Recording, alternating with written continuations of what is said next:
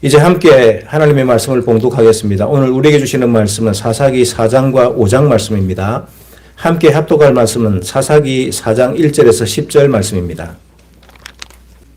다 함께 하나님의 말씀을 받들어 읽겠습니다. 에봇이 죽으니 이스라엘 자손이 또 여호와의 목전에 악을 행하며 여호와께서 하솔에서 통치하는 가나안 왕 야빈의 손에 그들을 팔았으니 그의 군대 장관은 하루셋 학고임에 거주하는 시스라요. 야빈 왕은 철병거 900대가 있어 20년 동안 이스라엘 자손을 심히 학대했으므로 이스라엘 자손이 여호와께 부르짖었더라. 그때 라피도스의 아내 선지자 드보라가 이스라엘의 사사가 되었는데 그는 에브라임 산지 라마와 베델 사이 드보라의 종려나무 아래에 거주하였고 이스라엘 자손은 그에게 나아가 재판을 받더라. 드보라가 사람을 보내어 아비노함의 아들 바락을 납달리 게데스에서 불러다가 그에게 이르되 이스라엘의 하나님 여호와께서 이같이 명령하지 아니하셨느냐. 너는 납달리 자손과 스불론 자손 10,000명을 거느리고 다볼 산으로 가라. 내가 야벤의 군대 장관 시스라와 그의 병거들과 그의 무리를 기송강으로 이끌어 내게 이르게 하고 그를 내 손에 넘겨주리라 하셨느니라.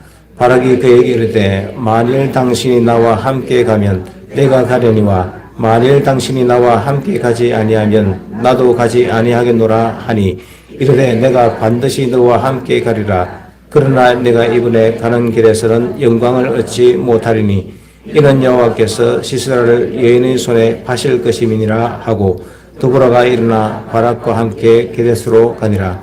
바락이 스불론과 납달리를 게데스로 부르니 10,000명이 그를 따라 올라가고 드보라도 그와 함께 올라가니라. 아멘. 가장 강한 인생이라는 제목으로 목사님 말씀 선포하시겠습니다.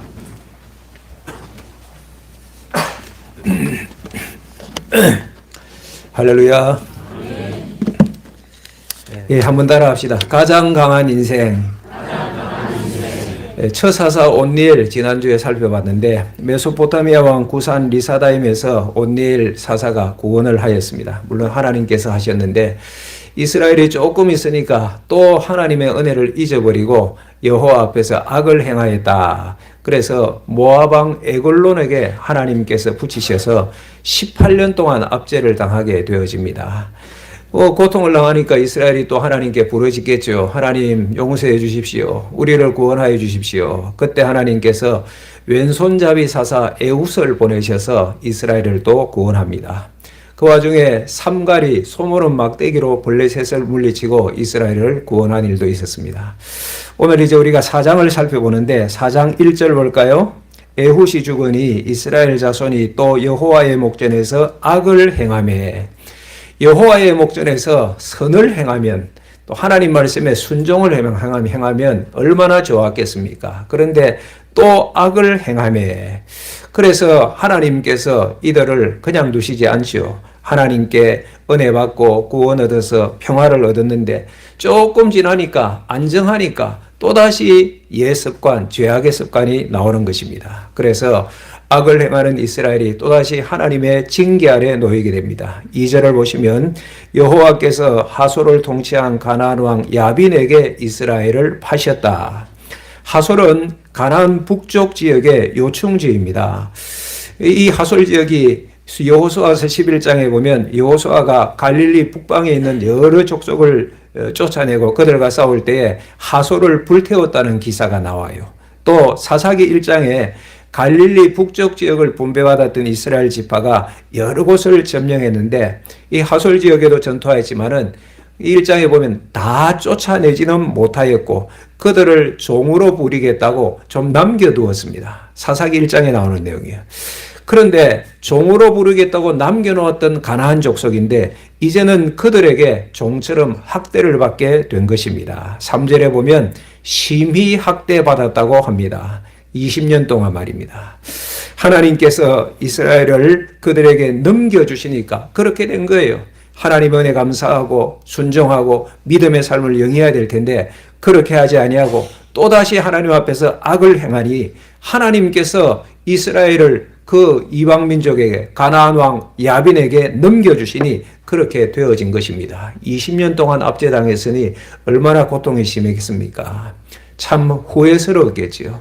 우리가 살아와서 알지만은 후회는 항상 늦은 법입니다. 그렇지만 늦었어도 부르짖어야 됩니다. 하나님께 반드시 부르짖어야 돼요. 3절 봅시다. 이스라엘 자손이 이와 같은 고통 가운데서 이스라엘 자손이 여호와께 부르짖었더라. 여호와께 어떻게 해요? 부르짖었더라고 말씀합니다. 이렇게 하나님께 부르짖으니까 하나님의 방법은 드보라였습니다. 드보라. 랍비돗의 아내라고 소개하고 있고 에브라임 산지 라마와 베델에서 여선지자로 사역하고 있던 분이셨습니다. 이 드보라를 사사로 부르셨는데 특징이 여사사라는 것입니다. 뭐 요즘은 흔하지 않지만은 이 당시에 여사사로 부름받았다. 여자가 이 정도의 지도적인 위치에 있는 것은 굉장히 특이한 일이었어요. 거기에다가 지금 이 드보라가 대적해야 될 가나안 왕 야빈은 강력한 왕이었습니다. 오늘 말씀을 쭉 살펴보면 감당해야 할 일이 무거웠다는 거예요. 이스라엘이 야빈에게 20년 동안 고통당했는데 그 야빈을 물리치지 못하고 어쩔 수 없이 당한 그 이유가 뭘까? 오늘 말씀을 쭉 살펴보면 가나안 왕 야빈에게는 용장 시스라가 있어요. 군대 장관 중에 아주 용맹한 시스라라는 군대 장관이 있고 또 그가 거느리는 900성의 철병거가 있는 것입니다. 그 6.25 때 북한의 탱크를 생각하시면 돼요. 우리는 뭐 제대로 무기도 없었는데 북한이 그 철제 탱크를 가지고 밀고 오니까 우리가 그냥 뭐 얼마 오합지졸처럼 무너져 내렸지 않습니까? 이런 가나안 왕을 대적하여서 한 여인 드보라가 나선다니 어떻게 생각하면 참 웃음이 나올 만한 일일 수도 있습니다. 그런데 오늘 4장 말씀에 보면 드보라는 주저함이 없어요. 왜 그럴까 생각해 보면 하나님의 말씀이 있었기 때문입니다. 드보라가 납달리 게데스에 있던 바락이라는 사람을 부릅니다. 그리고 바락에게 하나님의 명령을 전달해요. 너는 납달리와 스불론 자손 10,000명을 거느리고 다볼산으로 가라. 하나님께서 시스라와 그의 병거와 무기를 기손강에서 너의 손에 넘겨주리라. 드보라가 바락을 향하여서 하나님의 명령을 전달한 것입니다. 바락 장군은 천둥, 번개 이런 뜻을 가진 이름입니다. 그리고 10,000명의 군사를 이끌 수 있는 용장이었어요. 이 바락이 여호와의 번쩍이는 칼이 되기 위하여서 하나님께 부름을 받은 것입니다. 그런데 처음 부름 받을 때 바락이 좀 주저하는 것 같아요. 8절 볼까요? 드보라가 바락을 불렀을 때 바락이 그에게 이르되 만일 당신이 나와 함께 가면 내가 가려니와 만일 당신이 나와 함께 가지 아니하면 나도 가지 아니하겠노라 하니. 드보라를 통하여 하나님의 명령을 전달하였는데도 불구하고 바락은 두려운 마음이 있는 거예요. 주저하는 마음이 나 혼자는 안 되겠습니다. 드보라 선지자 같이 가십시다. 사사인 당신이 함께 갈 때 저도 갈 수 있습니다. 이렇게 되어진 것입니다. 하나님의 말씀을 가진 자와 하나님의 말씀을 가지지 못한 자의 차이지요. 드보라, 사사 드보라 주저함이 없어요. 바락 용사였지만은 뭔가 주저함을 느낄 수 있지 않습니까? 9절에 보면 드보라가 동행을 약속합니다. 그러나 이 전쟁의 승리의 영광은 바락이 아니라 한 여인이 얻을 것이라고 예언을 합니다. 9절 보세요. 드보라가 이렇게 얘기합니다. 이르되 내가 반드시 너와 함께 가리라. 그러나 내가 이번에 가는 길에서는 영광을 얻지 못하려니 이는 여호와께서 시스라를 여인의 손에 파실 것임이라 하고. 이렇게 하여서 드보라와 바락이 10,000명의 군대를 이끌고 가나안 왕 야빈의 군대 시스라 군대 장관 시스라가 이끄는 그 군대와 대적하기 위해서 이제 나가게 된 것입니다. 사랑하는 여러분, 하나님께서 명하시면 두려워할 일 없는 줄 믿으시기를 축복합니다. 하나님께서 준비하시고 우리가 이미 다 살펴보았지만은 매주 살펴보지만은 하나님께서 친히 행하세요. 11절 보세요. 11절. 지금 드보라, 바락 또 뭐 시스라 얘기가 쭉 나오다가 갑자기 뜬금없는 사람이 등장합니다. 모세의 장인 호밥의 자손 중 겐 사람 헤벨이 자기 족속을 떠나 게데스 가까운 사하나님 상수리 나무 곁에 이르러 장막을 쳤더라. 지금 전쟁 얘기하다가 헤벨 얘기가 나와요. 이 사람이 겐 족속이었는데 자기 족속, 자기 집을 떠나서 이 게데스 가까운 곳에 장막을 쳤다. 이사 가서 게데스가 지금 이 전투 지역이거든요. 거기에 장막을 쳤다. 그리고 12절 가보면 또 이 헤벨 얘기가 안 나와요. 뜬금없이 11절에만 갑자기 개인 사람 헤벨 얘기가 나옵니다. 왜 이 얘기가 나왔을까? 뭔가 좀 복선이 깔려 있는 것 같지 않습니까? 게데스 가까운 곳에 장막을 쳤다. 이 게데스 지역이 앞으로 전투가 벌어질 바로 그 지역이거든요. 그리고 난 다음에 12절 이하에 보면 이제 전쟁 장면이 나옵니다. 기손강에서 싸우는데 시스라의 군대가 갑자기 혼란에 빠지고 바락의 칼에 엎드러져서 한 사람도 남은 자가 없다. 제가 몇 절을 줄여서 간단하게 설명하는데 이 전쟁의 결과가 그렇게 된 것입니다. 그래서 이스라엘이 승리를 거두어요. 드보라와 바락의 군대가 승리를 거둔다. 이게 4장의 내용이에요. 5장으로 가면 이 승리를 하나님께 찬양하는 드보라의 찬양이 나오는데 거기에 어떻게 이 전투에서 승리했을까? 힌트가 좀 나와요. 5장의 찬양들을 쭉 읽어보면 하나님께서 이 바락과 드보라의 전투에 있어서 갑자기 그 지역에 비를 내려서 진흙탕이 되게 하신 것 같아요. 기손강에서 전쟁을 벌이고 있는데 이 기손강은 우기에는 물이 있고 건기에는 바짝 말라있는 와디라 하는 곳입니다. 평소에는 물이 없어요. 강이라고 하지만 물이 없는 바짝 말라있는데 그러니까 그때가 건기였기 때문에 강이 말라있었기 때문에 이 가나안 군대가 거기에 철병거를 주둔시킨 것 아니겠습니까? 그런데 5장의 그 찬양에 보면 그 힌트가 나오는데 갑자기 하나님께서 비를 내리신 것 같아요. 폭우가 쏟아지니까 그 말했던 땅이 진흙탕이 되어져 버리니까 철병거가 무슨 소용이 있겠습니까? 그 진흙탕 속에 그냥 뒤엉켜가지고 철병거가 오히려 무용지물이 되었어요. 애물단지가 되어버린 것입니다. 그러니까 철병거를 의지하였던 그 군대들이 혼란 가운데 빠지고 싸워보지도 못하고 바락의 칼에 다 죽임을 당하게 되었던 거예요. 참 놀랍죠? 할렐루야. 하나님께서 준비하시고 하나님께서 친히 행하시고 승리는 하나님께 달렸나니. 승리는 누구에게 달렸어요? 우리 모든 인생의 승리, 영적 전투의 승리, 하나님께 달렸나니. 한번 따라합시다. 승리는 하나님께 달렸나니. 믿으시기를 축복합니다. 축복합니다.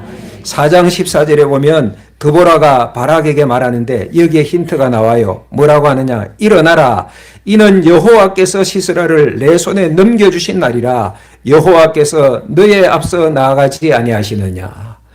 두려워하는 바락에게 바락 일어나라. 여호와께서 시스라의 군대를 너에게 넘겨주신다. 여호와께서 너 앞서 행하지 아니하냐.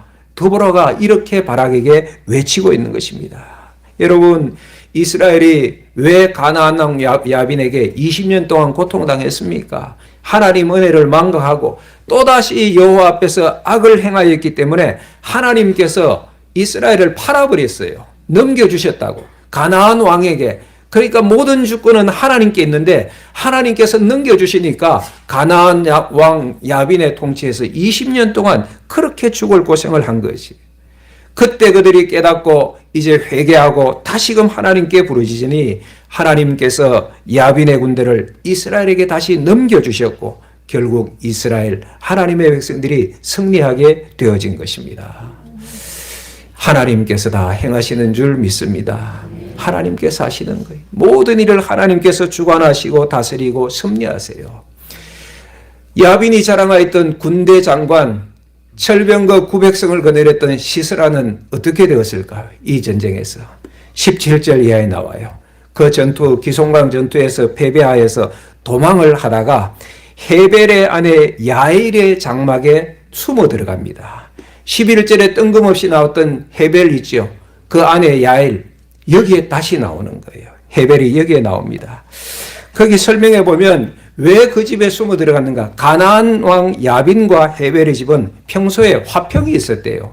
서로 사이가 좋았던 거예요. 잘 지내는 거예요. 그러니 시스라가 안심하고 이 헤벨의 장막에 숨어 들었어요. 야엘도 맞았지요.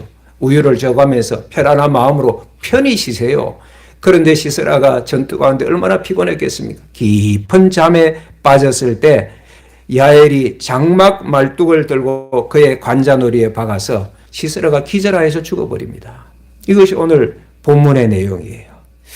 야일이라는 여인이 왜 그렇게 했는지에 대한 설명은 성경에 없지만은 우리는 알아요. 하나님의 섭리였지요. 하나님의 감동이 있었을 거예요.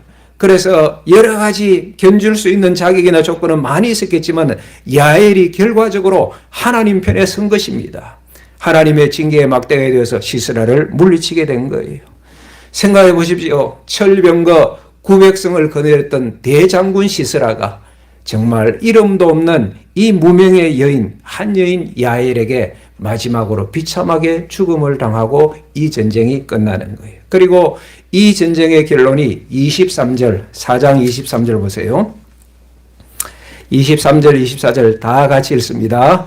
이와 같이 이날에 하나님이 가나안 왕 야빈을 이스라엘 자손 앞에서 굴복하게 하신지라. 이스라엘 자손의 손이 가나안 왕 야빈을 점점 눌러서 마침내 가나안 왕 야빈을 진멸하였더라. 할렐루야. 하나님 대적하면 망합니다. 하나님과 싸워서 이겨낼 인생이 이 땅에는 아무도 없어요. 철병거 900성이라고 자랑할 수 있지만은 하나님 앞에서는 장난감에 불과한 거예요. 하나님은 아무리 강한 적도 물리치십니다. 하나님은 아무리 연약한 종도 하나님께서 쓰시고자 하면 사용하시는 거예요. 여인이었던 드보라, 야엘을 통하여 하나님의 구원을 이루셨잖아요. 승리는 누구에게 달렸나니?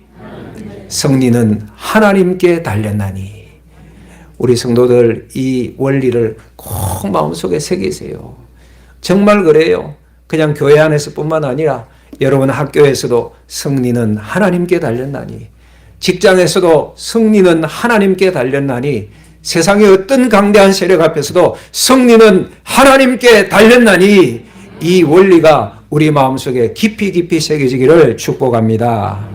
사랑하는 여러분, 하나님께서 하시면 못할 일이 없어요. 그래서 승리가 하나님께 달렸다면, 하나님이 우리를 부르신다면, 하나님이 주의 백성을 부르신다면 이 하나님의 부르시면 축복이요 기회인 줄 믿으시기를 축복합니다. 하나님이 나를 부르시면 용기 있게 나서십시오. 순종하면 영광을 볼 것입니다. 하나님이 비를 준비하시고 적들을 혼란하게 하시고 그렇게 다 행하셨지만은 우리가 순종하면 그것을 믿음으로 또한 보아주세요. 존귀하게 해주세요. 바락 좀 주저한 것 같았다고 말씀드렸지요. 그래서 아쉬움은 있었지만은 결국 바락도 순종하였습니다. 그래서 히브리서 11장 32절을 보면 믿음의 사람들이 열거되는데 거기에 바락이 나와요. 하나님께서 바락도 믿음의 사람으로 쳐주신 거예요. 참 좋으신 하나님, 은혜로우신 하나님이죠. 우리는 부족했어도 주저하면서까지라도 순종하니까 그것을 믿음으로 보아주시는 하나님이세요. 은혜로우신 하나님. 그 하나님이 우리의 아버지 되신 것이 얼마나 감사한지요. 여러분, 예수님께서 십자가 지고 골고다 언덕 걸어갈 때 억지로 십자가 졌던 구레네 사람 시몬 있잖아요. 자기는 교회 가지 않았어요. 그 십자가 지기 싫었을 거예요. 그런데도 억지로라도 십자가를 졌을 때에 그 가정이 복을 받아 이후에 믿음의 가정이 되어지잖아요. 사랑하는 여러분, 어떤 경우에라도 하나님의 부르심은 은혜요 기회이다. 순종하여 승리의 영광에 참여하는 주의 종들이 되시기를 축복합니다. 승리는 누구에게 달렸나니? 기억하십시오. 승리는 하나님께 달렸어요. 오늘 우리가 얼마나 치열한 경쟁 사회를 살아갑니까?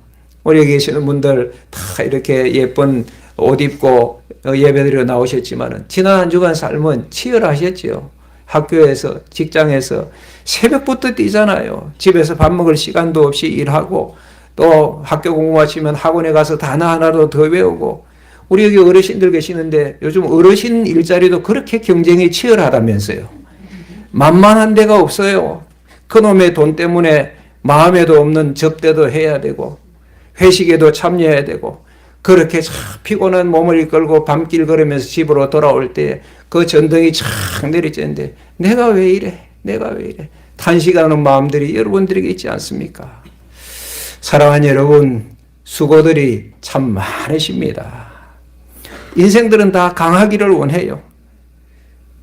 그런데 진짜 강한 것이 뭘까? 진짜 강한 인생은 어떤 인생일까? 여러분 오늘 이 전쟁만 살펴봅시다.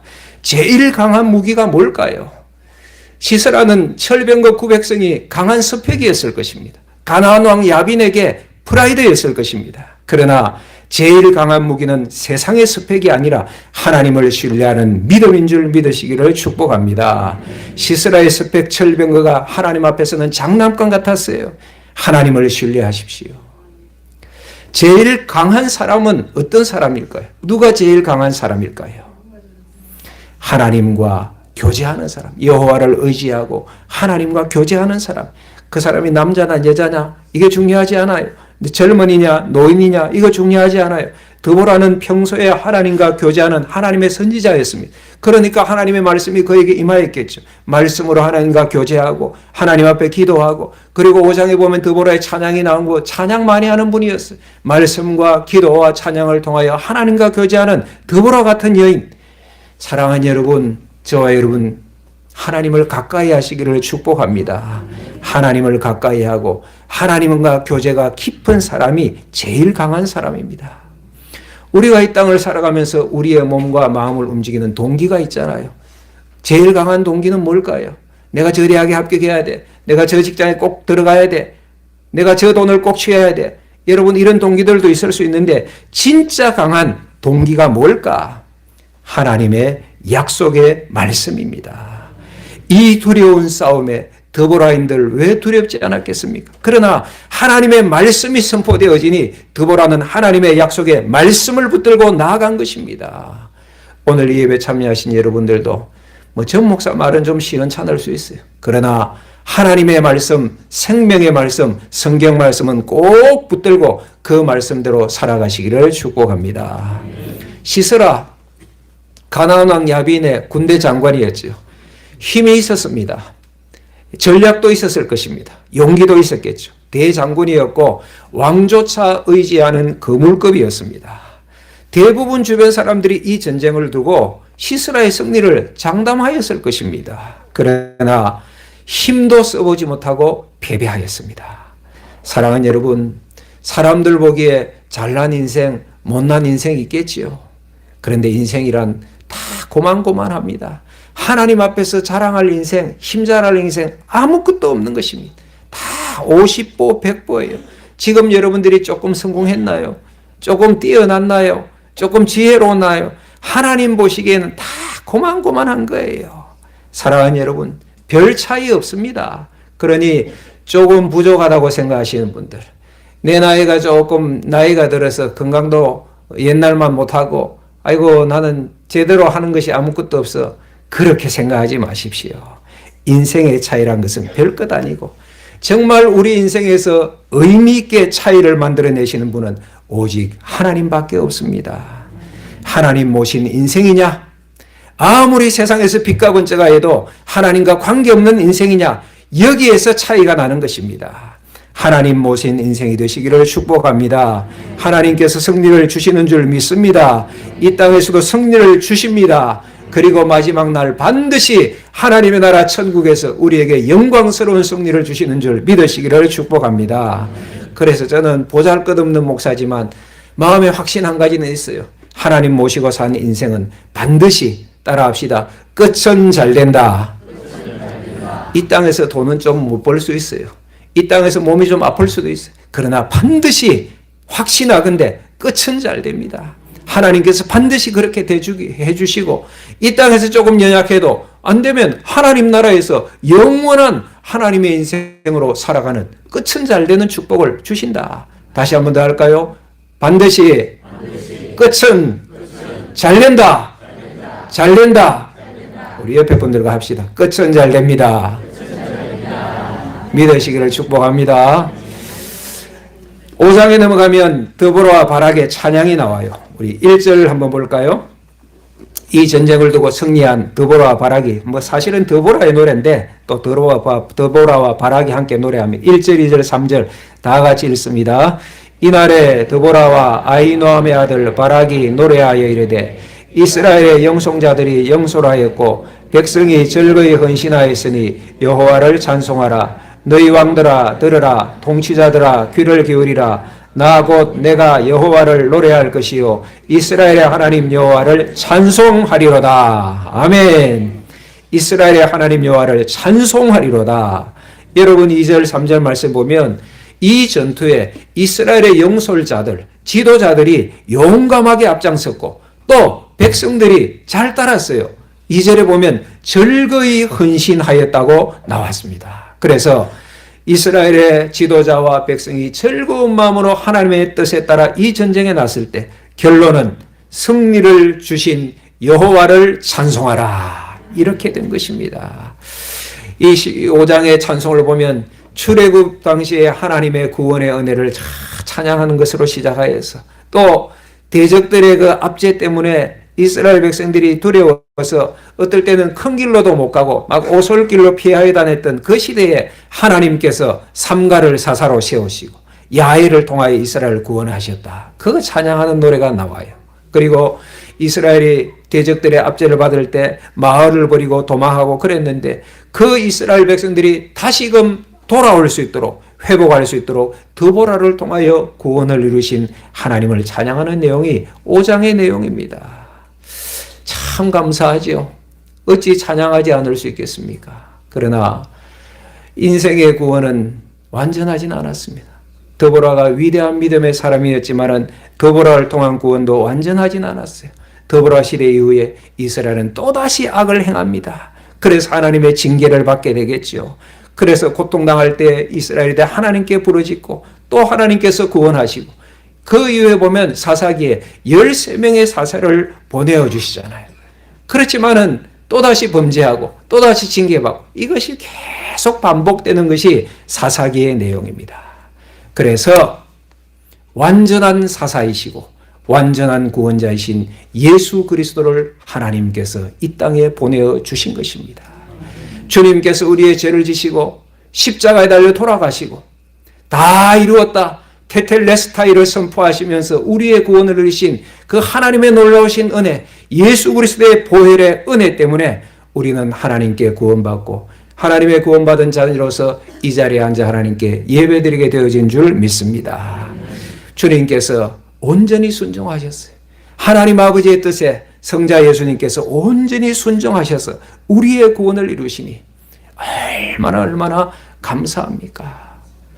날 위하여 십자가에 중한 고통 받으사 대신 죽은 주 예수의 사랑하신 은혜, 우리 같이 합시다.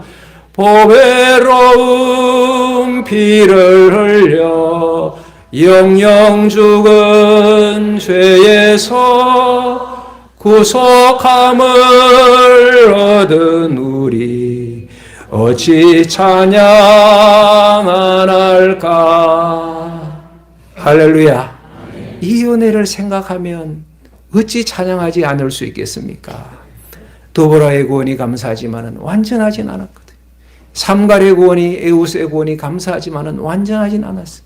앞으로 나올 삼손의 구원이 감사하지만 완전하진 않았어요.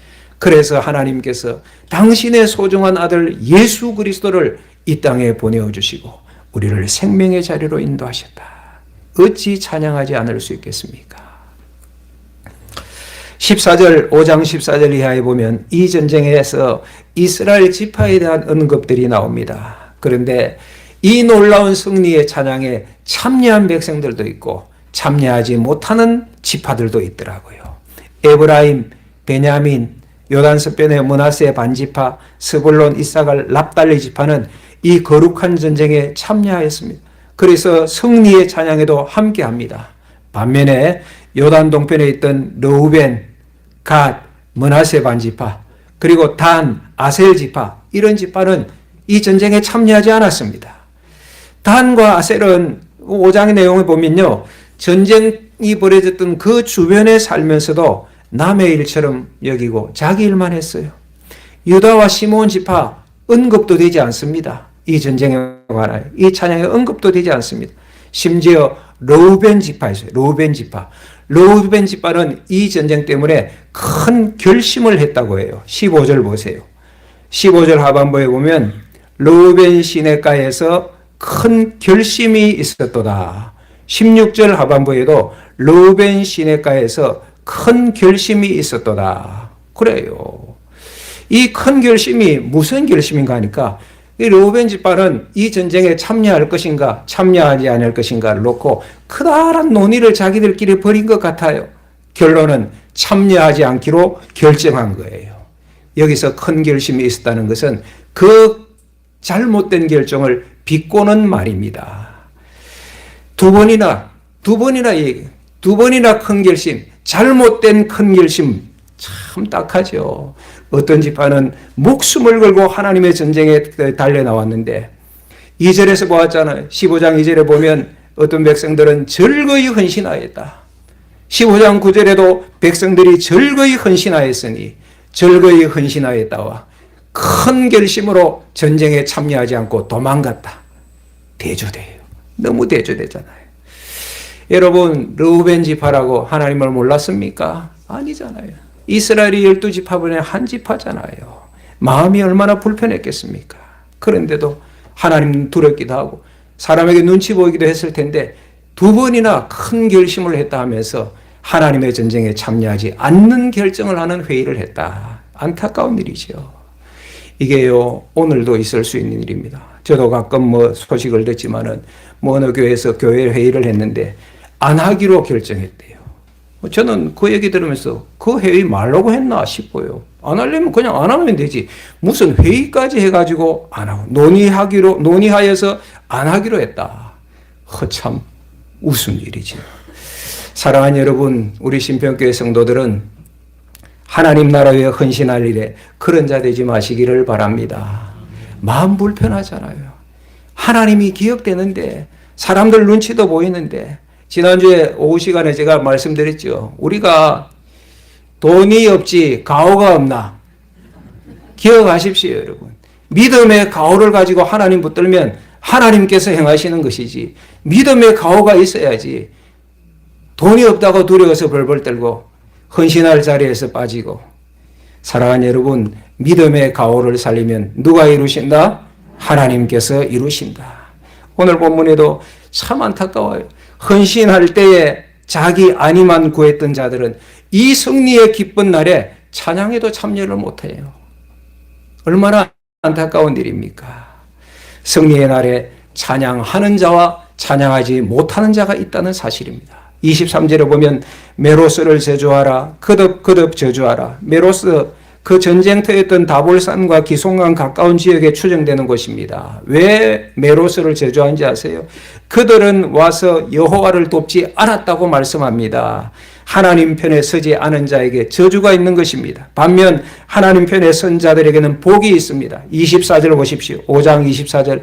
겐 사람 헤벨의 아내 야엘은 다른 여인보다 복을 받을 것이니 장막에 있는 여인들보다 더욱 복을 받을 것이라. 헤벨의 아내 야엘, 하나님의 원수를 대적하여 시스라를 죽였던 야엘, 더욱 복이 있을 것이라고 그렇게 말씀하고 있지 않습니까? 31절 봅시다. 이 찬양의 마지막이 이렇게 되는 거예요. 시작. 여호와여, 주의 원수들은 다 이와 같이 망하게 하시고 주를 사랑하는 자들은 해가 힘있게 도dom같이 하옵소서. 사랑하는 여러분, 이 말씀은 마지막 최후 심판을 생각나게 하지 않습니까? 마지막에도 이 그림이 그려질 거예요. 하나님께 영광 돌리고 하나님 나라에 헌신하고 순종한 자들은 마지막 주님께서 영광 가운데 임재하실 때 기쁨으로 맞으며 온 마음과 몸을 다해서 영혼을 다해서 하나님을 찬송하고 어린 양이신 예수 그리스도를 기쁨으로 맞이할 텐데, 그때에 교회에 좀 구석에 있었지만, 교회에 관련이 있었지만 진정으로 하나님을 섬기지 않았던 사람들은 그 영광의 찬양에 참여하지 못하게 될 것이다. 마지막 날 심판을 생각나게 하는 그림이지 않습니까? 사랑하는 여러분, 하나님 나라는 무임승차가 아닙니다. 헌신하는 자의 나라입니다. 우리는 비록 연약하지만, 우리는 비록 보잘것없지만 하나님은 우리의 작은 헌신을 귀한 믿음으로 보시고 그 믿음을 통하여 하나님의 나라를 이루어 가십니다. 가장 강한 인생은 어떤 인생인가? 하나님을 모신 인생입니다.